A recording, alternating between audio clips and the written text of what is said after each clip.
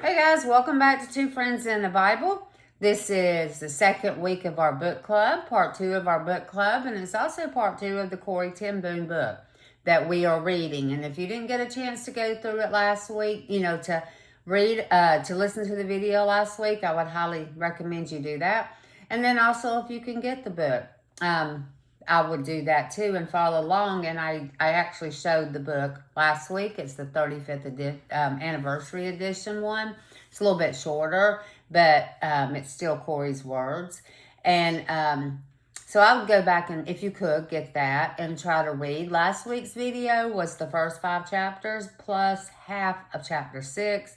And this week we're going to continue on with the second part of chapter 6 and move into chapter 10. Okay, so when we stopped off last week, curfew had gone from 10 to 9, and now they were at 8 o'clock curfew. They had had their phones. Okay, and this is from the occupation. When Germany occupied them, these are the things that were steadily happening, and we were now into 1943, and the occupation happened in 1940. So we're 3 years into it. So at this point, they've taken their radios, their telephones. They have to have ration cards to be able to purchase food. If they didn't have that, then they could not buy any kind of food. They also had to wear these cards, these folders around their necks. And those folders had their picture, their names, and their fingerprints on it. And if they were asked to produce it by anyone, like from the Gestapo, they had to do it. And so that's where they were at this point. It was steadily getting a little worse for the Jews. Things like throwing rocks through their windows, putting bad slogans and words on the side of the synagogues and things. But when we ended up at the very end of the book, at the end of last week's video, Corrie and Betsy had been outside and they had seen the Gestapo stop at the man across the street's house, who happened to be a Jew, a Jewish man. And they went in, they pulled him out, tied him up, sat him in the yard, and then they proceeded to go in and steal everything from him. And that just upset Corrie and Betsy so much. They went and got him, brought him back to their home, and their dad said, "You're welcome. You're welcome here. You are always welcome here." And they knew, though, because they were seeing getting him and what had happened, that it wasn't safe for him to stay there. So Corrie, of course, couldn't call William, because William, the brother, had started the house several years before, like in 1937 or something, had started that house where he was helping elderly Jews and elderly people with places to stay. So he had actually kind of started helping many years before even the occupation had occurred. And so he goes in and she needs to talk to William. What can we do with this man? We can't keep him here. It's too dangerous. He just lived across the street. They were going to know he's here. And so she wanted to talk to him, of course, couldn't call him because no phone, so she took a train out there. And when she got there, William wasn't there, but Kik was. And Kik is William's son, Corrie's nephew.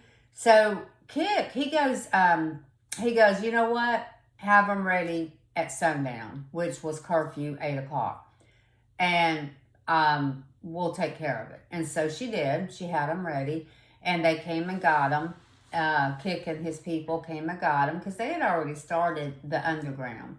And so they came and got him and took him away, didn't say where they were taking him, whatever. And a short time later, Corrie had just, had prayed, Lord, because it was breaking her heart seeing what was happening to these Jewish people. It was just breaking her heart. And I could imagine. And so she just said, whatever you need, please, I will be there for you and I will take care of it and I will do this. Whatever I can do to help the people. And again, this is around 1943 when this is going on. And a couple weeks later, the first Jewish woman showed up at their home and needing help, a place to stay, a place to hide. And so that's where we ended off, okay, last week. And so now we're going to start back around that same time frame. So at this point, they've had the first woman show up. And then within the next couple of weeks, again, next few weeks, 2 to 3 weeks, they had 3 more people show up needing help. Just, you know, the word was getting out, but they were also becoming more and more part of the underground that William had started. And so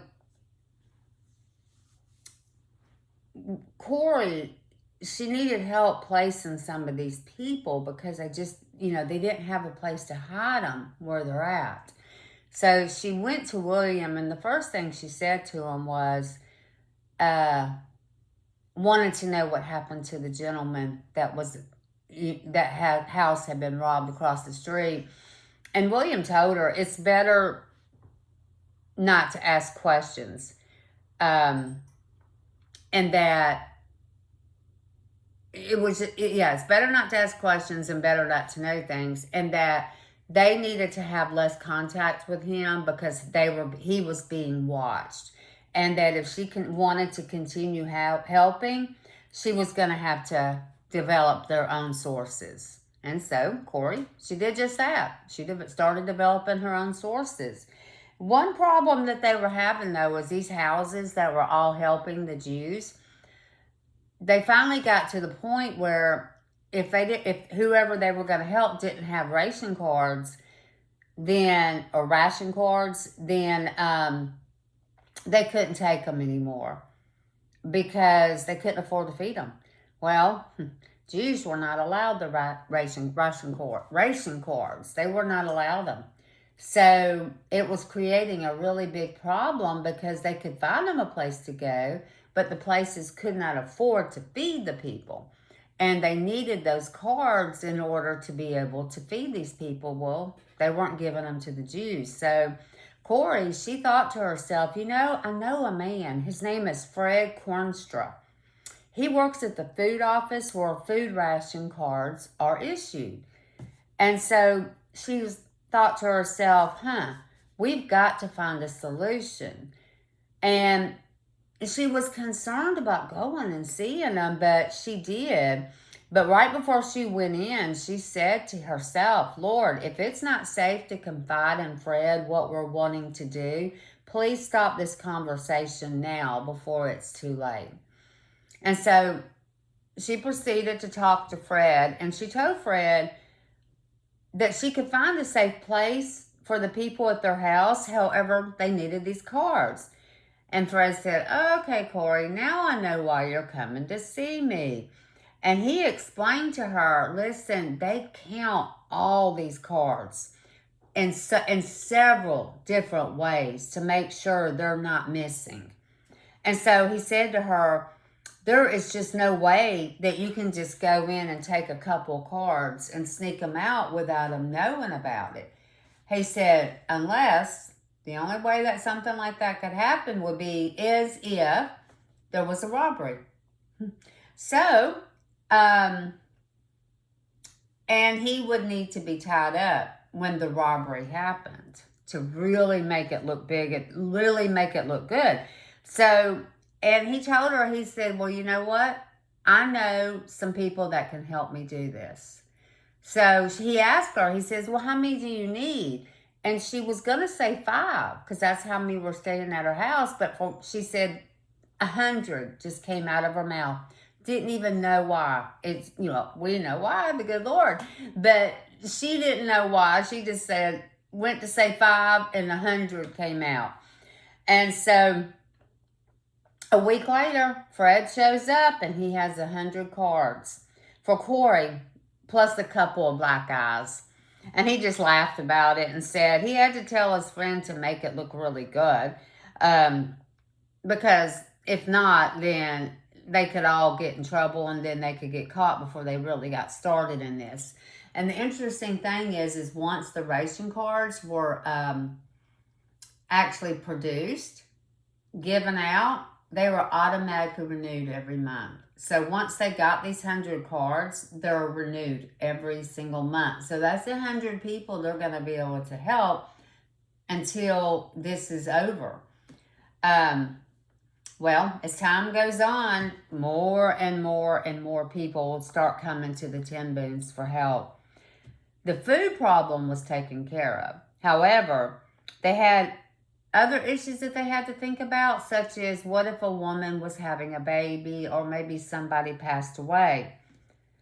And so Corrie remembered what William had told her, that they needed to get all their own resources to handle all situations.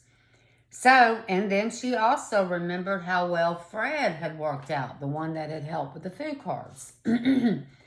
Well, so she thought to herself, she knew a lot of people in Harlem. But how did she know if she could trust them? She didn't know their political views. But guess what? God did. Father God knew who these people, which these people's political views were and what they thought about this whole situation. And he would send her to the right people. And it would be okay. And he would guide her, to anyone that she needed to contact for whatever needs they were having. And all she could do was trust them. And she did. And so 3 months later, Peter, he was released from prison. And at this point, Corrie was officially introduced to the underground. For this whole time, this last few months that she's been doing this, it's been kind of on her own. Okay, but now she was actually being introduced to people. And one of the first things that she was taught is everyone that came to the home was known as Mr. or Mrs. Smith, S-M-I-T. And that was because it was safer not to know their names. And you'll hear why later.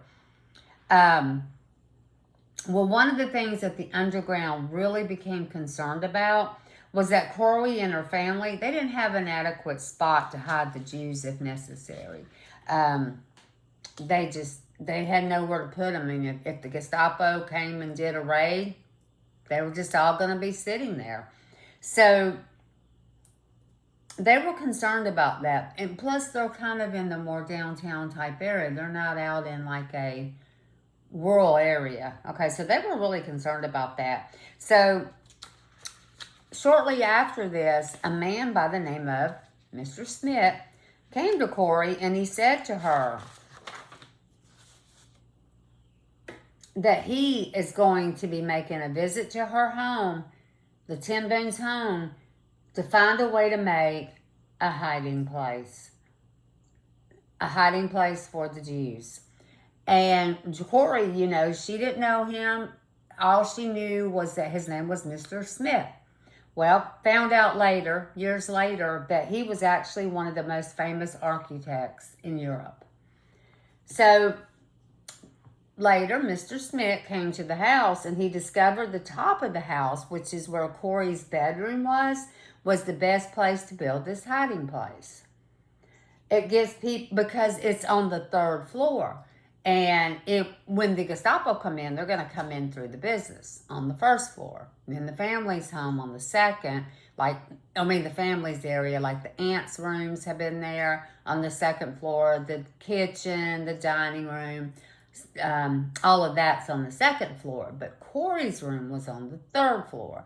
So he felt like that was the best place to put it, because when the Gestapo comes in, they're going to come in through the 1st floor first. They're going to do the searching, then they'll go to the 2nd floor, do the searching, and then the 3rd. And that's giving the people time to get into the hiding place.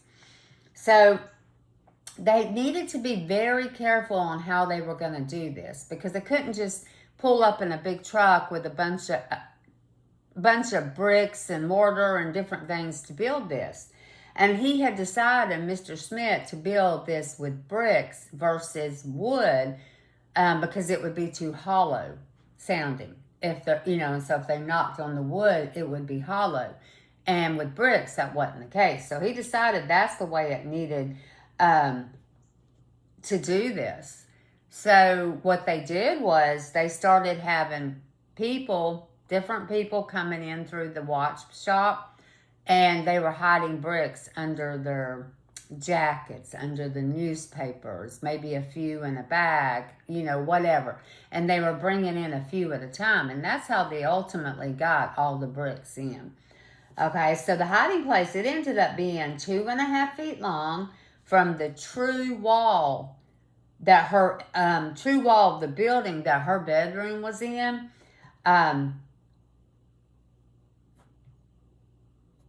And then it was built inside of bookshelves, okay? And then it was, and then like the far left-hand corner of it, beneath the bottom shelf, there was like a sliding panel. And it was 2 feet high and 2 feet wide, and it opened into the secret room. But it was mixed into these bookshelves, so you couldn't see it. And Mr. Smith, when it was done, he told Corrie, he said, there is no way this will ever be found. And he would be right. It was not found. And so,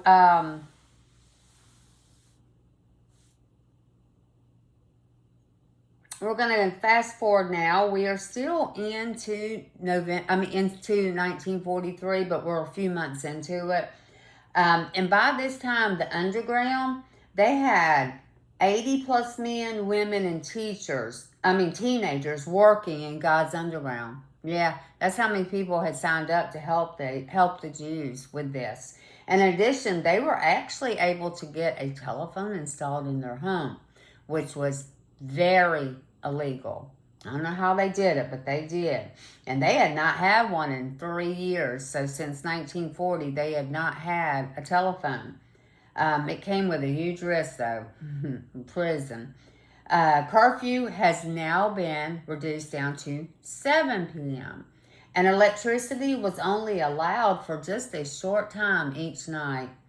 They began doing, one of the things that they started doing, too, during this time was they began doing drills on how to get the people into the hiding place if they were to get raided.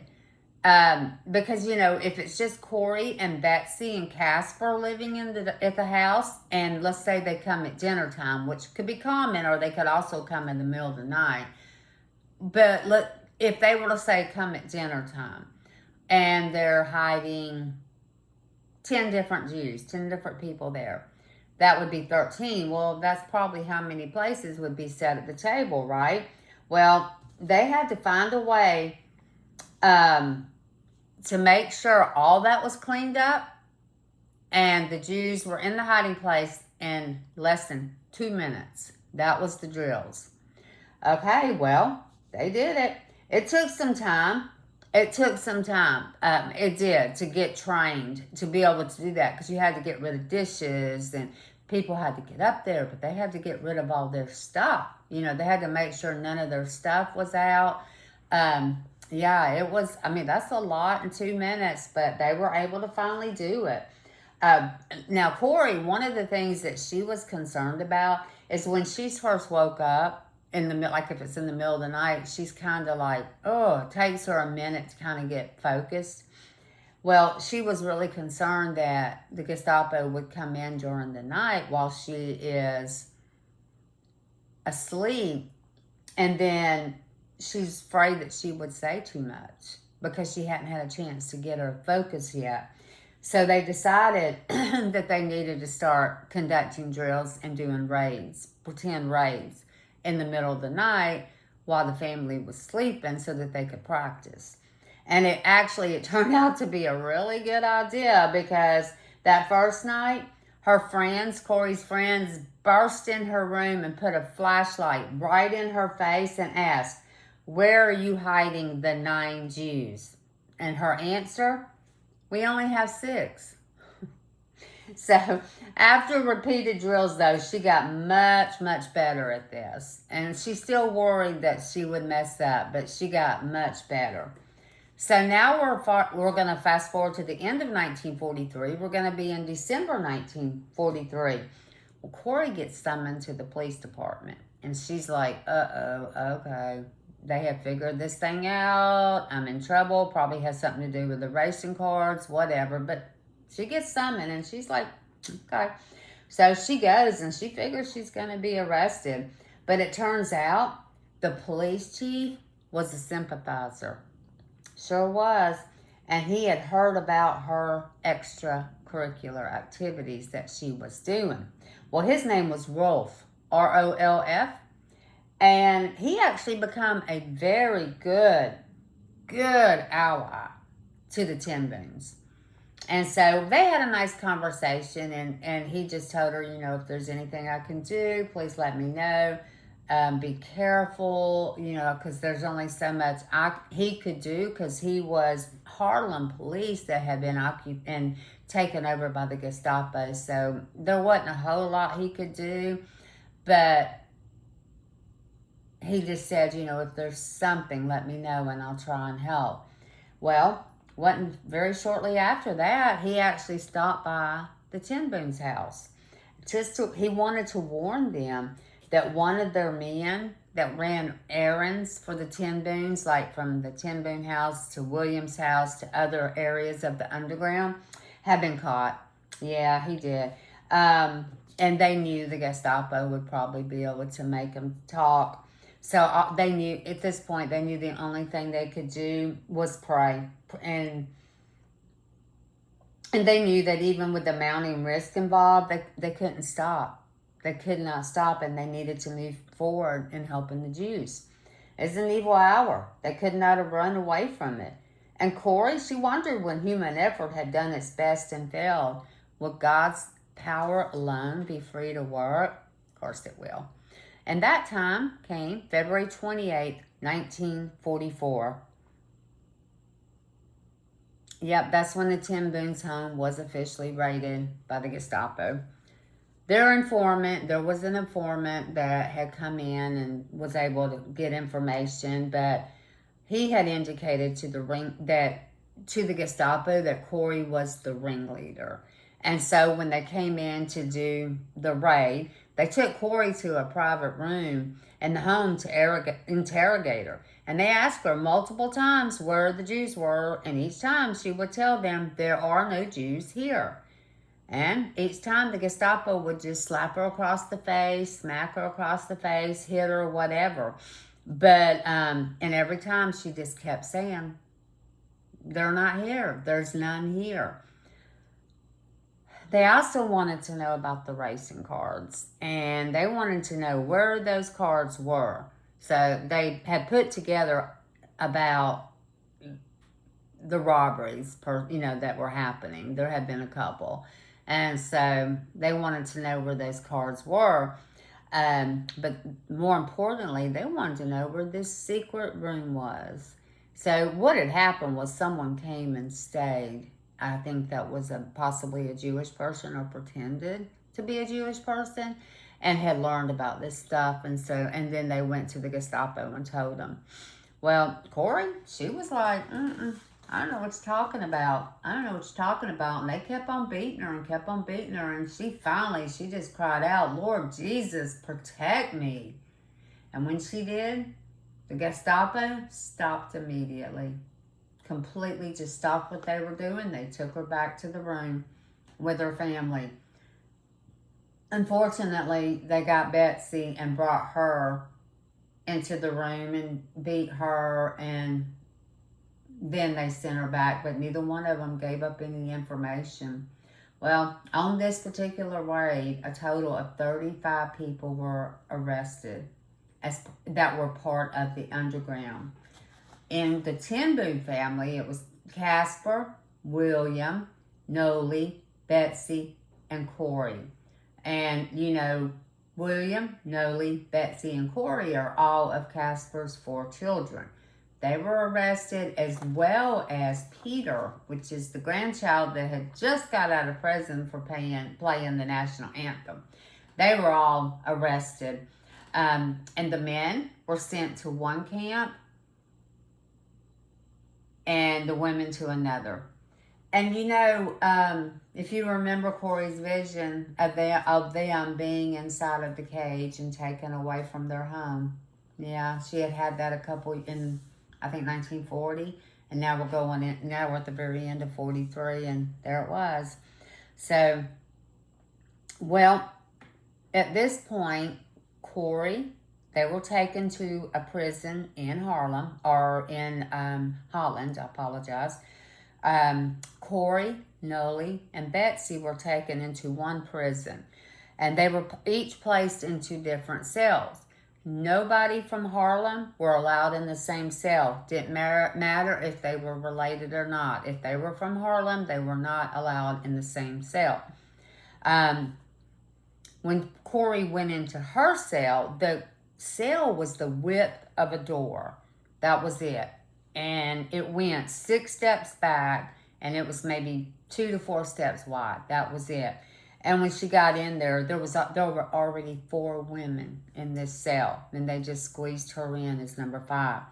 And in the back of that little bitty room was one single cot, and then a couple of like small hay bales, and that was it. And they were all very filthy, and the room stunk really bad because nobody was getting baths and stuff.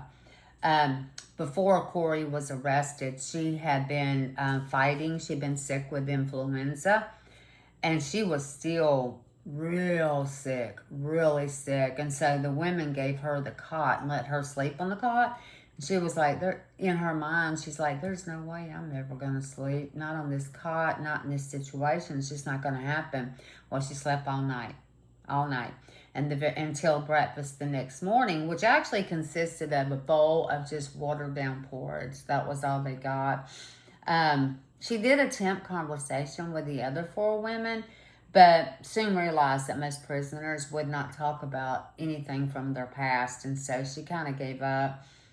And she was stressing really bad over her father and William and Nolly and Betsy and Peter. She had no idea what had come of them. She didn't know, and she finally realized that she couldn't keep stressing over it, and she couldn't keep dwelling on it. She just had to let God take care of it. And she put these thoughts aside and just gave it to God and let Him take care of it. She just prayed to Jesus, please watch over my family. And that's all that she could do. Well, at this point, Corrie just continues getting sicker. Her headaches are getting awful. Her aches and her pains, and she's coughing up blood. And it went on for many, many days until finally the door opened and she was taken out and brought to, with 2 other prisoners, a soldier in a car, to a hospital. And everyone was sick. Of course, that's why they were going to the hospital. But when she got there, she needed to use the restroom. And so there was a nurse that took her back to the restroom and went inside the restroom with her. And when they shut the door, she asked Corrie, is there anything I can do for you? Is there anything you need? Because she was a sympathizer as well. And Corrie, she was like, oh, yes, please. I would like a Bible, a toothbrush, soap, and a needle and thread. And the nurse told her, she looked doubtful, but she said, I'll see what I can do. And about that time, the doctor, she was taken to the doctor, and the doctor diagnosed her with pleurisy. And he told her, and he whispered in her ear as she was leaving and said, I hope this diagnosis is doing you a favor. His prayer was that it was helping her some way through the situation she was in. And as she was actually leaving, the nurse came up and slipped a package into her coat pocket. And Corrie, all the way back to her cell, back to the prison, she was just praying, please, please, just let it be a Bible. Let it be a Bible. She would have liked the other things too, but she wanted a Bible. And so when she got back to her cell, she opened the package, and there was some soap and some safety pins. But more importantly, there were 4 small booklets and 4 Gospels. So not a whole Bible, but the 4 Gospels. And she shared the soap and the safety pins with the other ladies, and she offered to share the Gospels But not one of those ladies would take it. They said no because of the consequences were just too big of what would happen if you were caught with those. And they wouldn't take them. Well, about 2 days after this trip to the hospital, Corrie was taken to another cell. It was identical to the one she was in, 6 steps long, few steps wide, and there was one single cot in the back. But it was much filthier than the other one. Somebody had obviously been sick on it, and they didn't put clean sheets or blankets in there, so it was pretty nasty. And she said she felt so alone, just so alone, and she didn't understand what she had done to be put in this cell by herself. She just didn't understand because she didn't feel like she had done anything. And she said the cell, and she thought, well, maybe they found out the nurse had given her some stuff or whatever. She didn't know. She just knew, she didn't think she had done anything. And she just felt so alone, just so alone. Well, the cell was freezing cold, and the next morning she woke up worse than she was. Her fever was worse, the aches, chills, everything. She was just not feeling good. And so she just prayed for her family and friends continuously.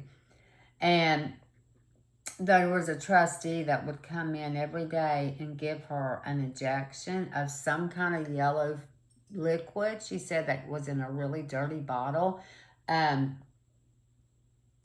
So that went on for a couple weeks. But after a couple weeks, she actually started feeling a little better.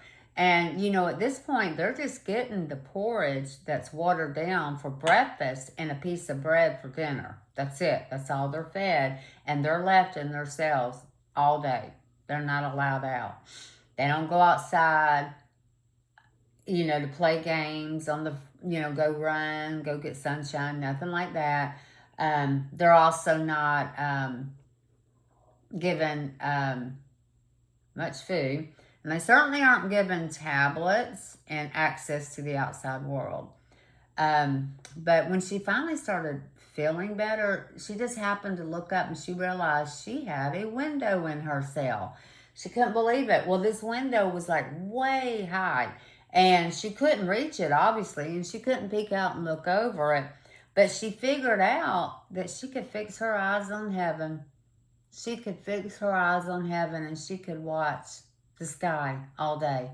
But even not more importantly, but even something even better, or not better, but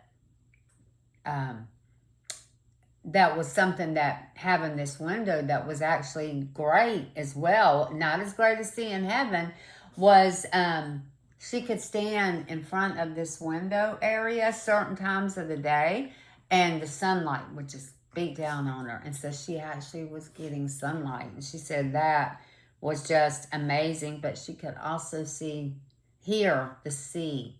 She could hear the sea from the west. She could hear the water. And so every day she became stronger and stronger. And she read those Gospels repeatedly all day, every day. And one of the readings, a thought hit her, Holy Spirit speaking to her. Was it possible that this war, Shavenagan prison, this very cell was, none of it was unseen or accidental? Had Jesus not been utterly defeated? Had Jesus not been defeated as utterly as her group had been defeated? And they just had small plans. But had he been defeated too?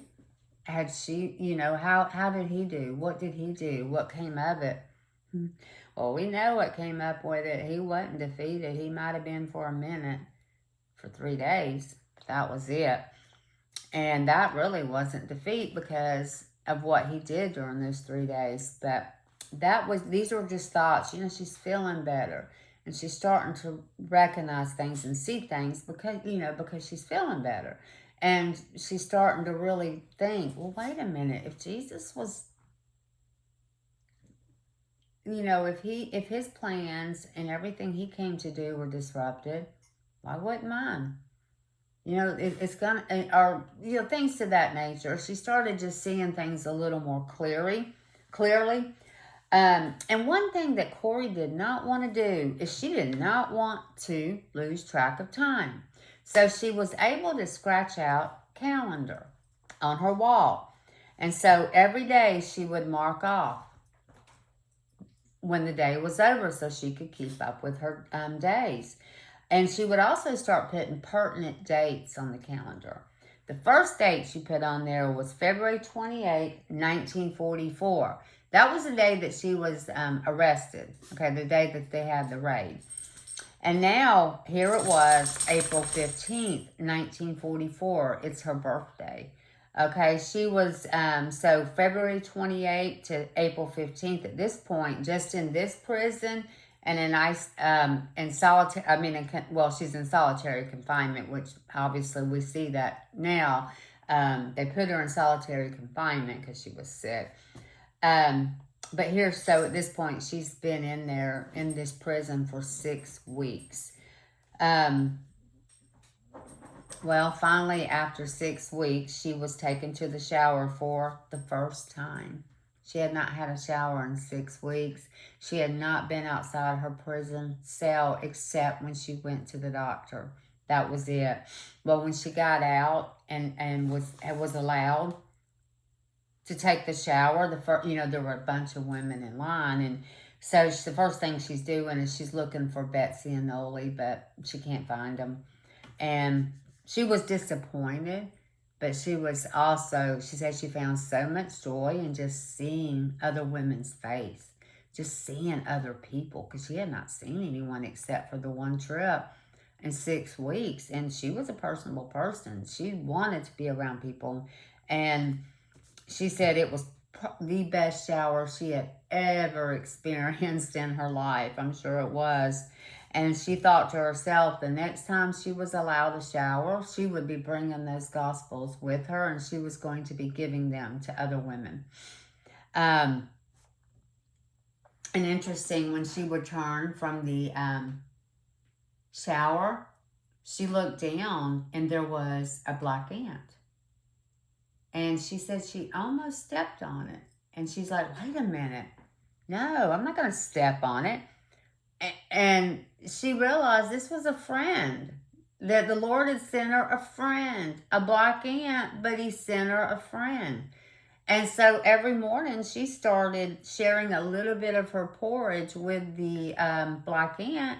And at night she would share a little piece of her bread with the black ant. And she loved it because now she had a friend in her cell. She had someone to communicate, someone to talk to. And that friend ended up bringing more friends, but she was okay with that. And she said every time they would come, she would stop whatever she was doing and she would have conversation with her aunts.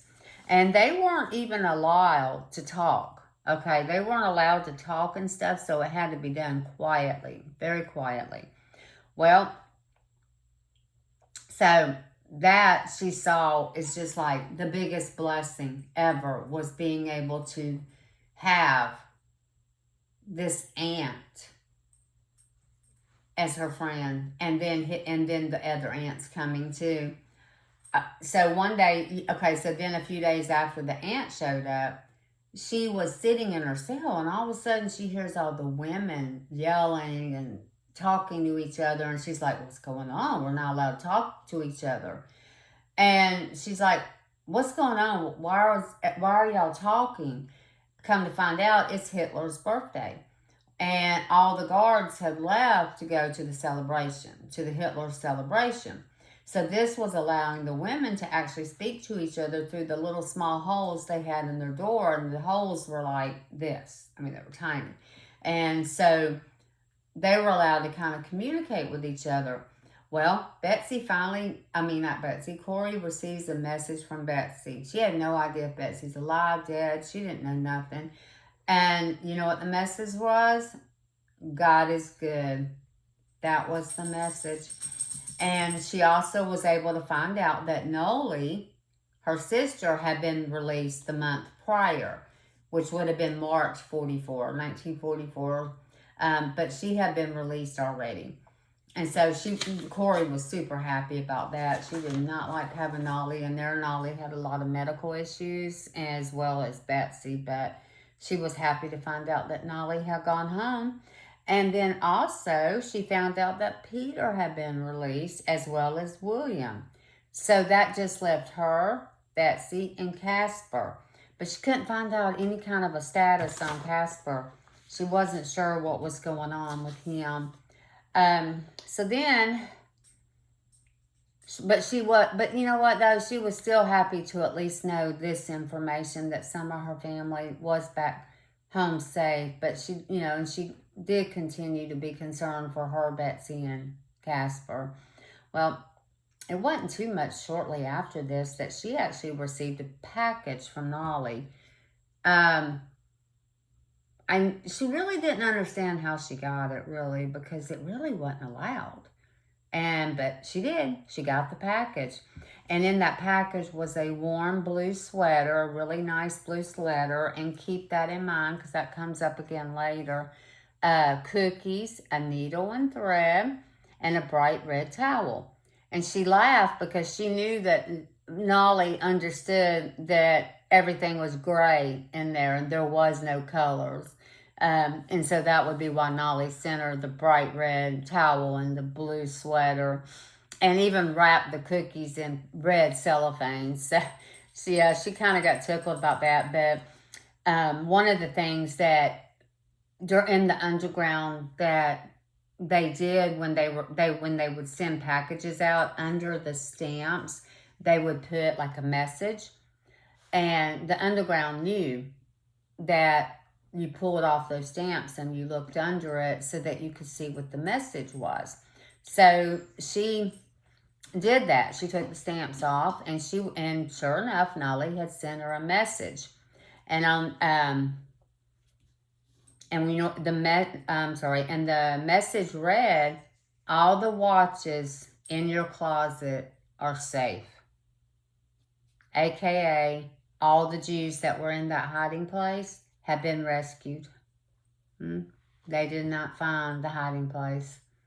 Just like Mr. Smith said they wouldn't, and they did not they did not find it. God protected them.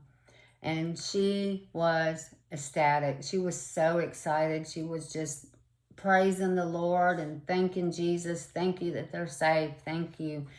And it just put like a huge excitement and took so much of her damper off, even more so than having the aunt as her friend, and not as much as her gospels. She said she loved the gospels. Well, one of the things that she started to do to help pass time is she started pulling the threads out of the towel that Nolly had given her, and she started taking those threads and sewing them on to her gray uniform that she had to wear so that she could brighten up her uniform. And so that was one of the things that she did, and she would use that to pass time. And so she was really finding things to do to keep her mind safe. She had her calendar. She, of course, was in prayer all day, singing praises, thanking Jesus. Her gospel. She had her ant colony friends. She got to do her sun, stand in the sun so many days, hours of the day. She could hear the ocean. She just started really standing on 1 Thessalonians 5:18.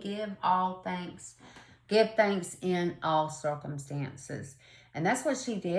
And she just started seeing the positive. She started seeing everything that the Lord was sending her, and to find out that there was 5 people in that hiding place that were rescued.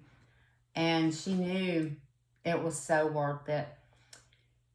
Well, around May 3rd, 1944, Corrie received a letter from home. Casper, her father, had survived the arrest, but by only 10 days. He passed away after 10 days of being in the prison. And Corrie said, he is now with the Lord. And Corrie prayed, "Dear Jesus, to think that Father sees you now face to face, to think that he and Mama are together again. And she then, I'm sorry, that was so sweet. She then added the date, March 9th, 1944, to her calendar, the day her father went to be with the Lord, and she labeled it Father Released. And that was the end of chapter 10. I hope you guys enjoyed that. And we are going to start with chapter 11 next week. And we will go 11 through 11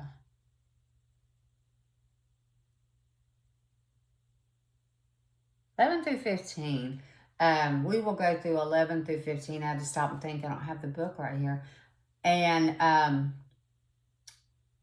I don't know if we're going to finish it because there's a lot and you don't want to miss on it. So it might be two more videos, 2 more weeks. Definitely next week. And next week I will announce what the next book is going to be. I actually am reading one right now, and I'm seeing if I'm just praying about it and seeing if that's the right one. But anyway, I do hope you are enjoying the story of Corrie Ten Boom. And I thank you guys for stopping by. Bye-bye.